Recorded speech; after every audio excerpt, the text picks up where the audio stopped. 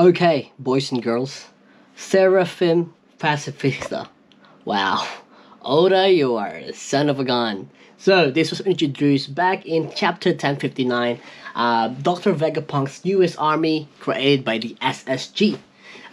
We got introduced to two of them, Seraphim. So, firstly, let's talk about the name Seraphim. So, Seraph or Seraphim is an angel in various Christian or Jewish and Islamic religion that is described as the Burning One. Now, take a note of that word, Burning One, because we will come back to that later. So, we now know what is a Seraphim. So, why is Vegapunk's newest creation called Seraphim? Let's firstly take a look at their features. Firstly, the most obvious feature is their black feathered wings with constant fire on the upper back. Now, they also have a brown skin and a white hair. And we all know that this is all a distinctive trait of the Lunarian race. Now, we have recently been introduced to the only surviving member of the Lunarian race. Apparently, we all know who it is. It's Albert, or best known as King, Kaido's right-hand man, and one of the three all-stars of the Beast Pirates. Now, we all know that Lunarians have the ability to generate flames from their bodies, as seen from King's fight with Zoro. Now, knowing that the Seraphim means burning one, and given that Seraphim's distinctive traits and skills are for the Lunarian traits, we can safely assume that that is the reason why they were given the name Seraphim. Okay, so going straight to why the biggest question is how did Vegapunk create a Seraphim that has the Lunarian DNA?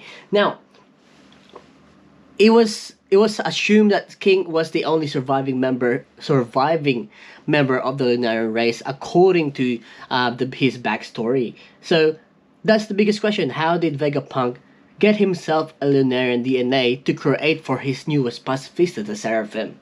I mean, that's a question to be answered in the future. I honestly can't wait for this to be revealed, because obviously Vegapunk is still a biggest mystery surrounding himself, and the thing he creates, he's a proper maniac. So I'm very very excited to see where in the final saga he fits into the story, and when will he be introduced?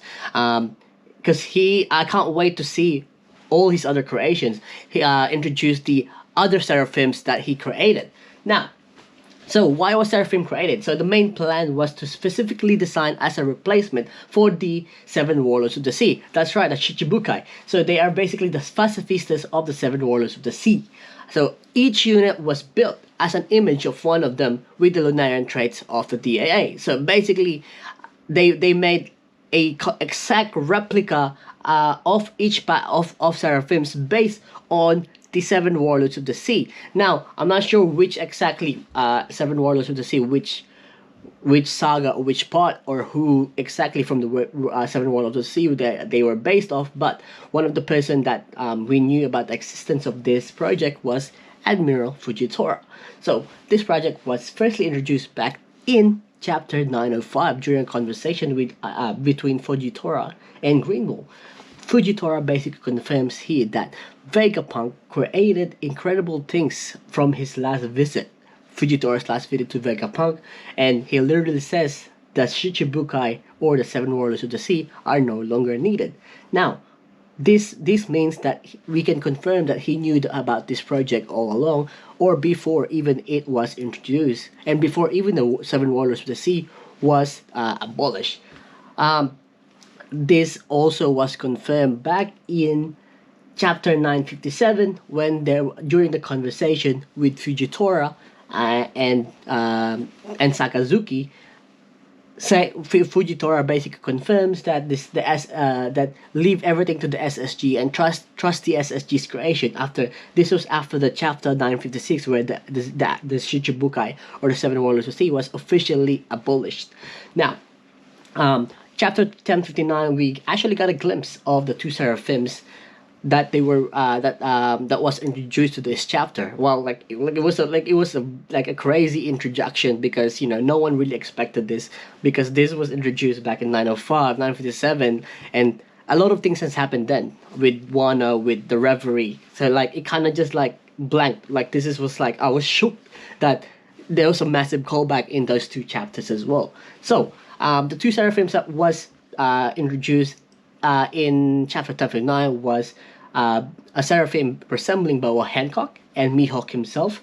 That when they were still youth or kids. Okay, so now what do we know about these the newest pacifistas? Firstly, they have the Lunarian DNA, which we've talked about, and they have the Shichibukai DNA. So now, how did Vegapunk get all these DNAs for himself? Obviously, I guess we can safely assume that this was happened during the Shichibukai was still active. Is this a case of, hey, Bo Hancock, come to my office, huh? We just gotta test you a little bit. Just gotta get something. Just gotta get something on your hair. Oh, Mihawk, what up? What up, my dude? How's your sword? This big black sword you're having. Like this, I don't know if that's a conversation that happened, but obviously based on the DNA traits that they have, Lunarian DNA plus the Shichibukai DNA that they each have, that they are resemblance of, it is safe to assume that they are pretty strong pacifistas. We can all like confirm this on the chapter 1059 when we pretty much saw the destructive power on when they were able to defeat the Blackbeard's crew and put Blackbeard on a defensive position using his armament Haki.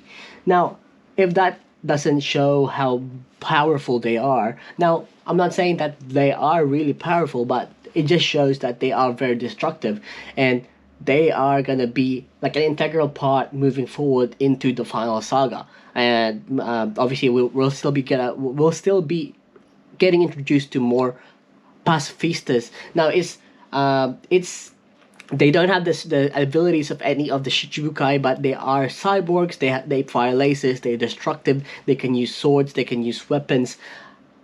So like this is one of the more destructive creations of Vegapunk.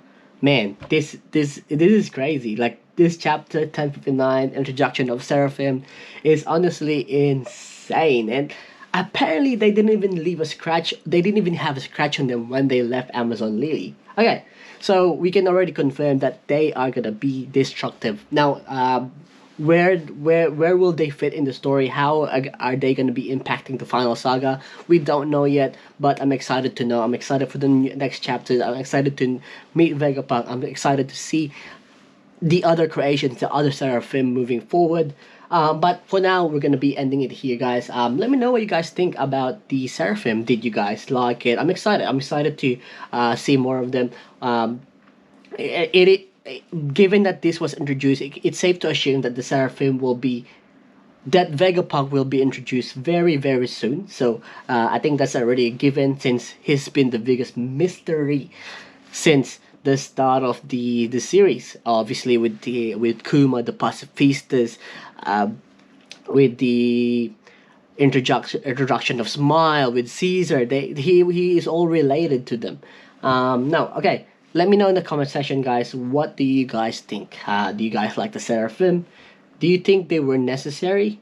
Was it a waste, or what was the purpose of them? Obviously, the main purpose is to replace the seven warlords, which Fujitora has really mentioned that he really hated the idea of seven warlords because he doesn't think that they are necessary.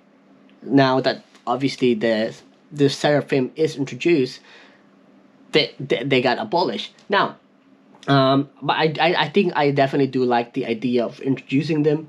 It kind of gives a little bit of a twist on the story, on like why the Shichibukai or Seven Warlords of the Sea was abolished. I think it is pretty cool that this was introduced. Vegapunk is just making me more and more excited to see his story, his backstory, and how he became who he is, and his role in the final saga. So, guys, let me know. Leave a comment in the comment section down below. Don't forget to leave a like. Subscribe if you haven't already. Much appreciated. I'll catch you guys on the next one. I don't think there's a break this week, so that is pretty cool. Leave a like, comment, subscribe.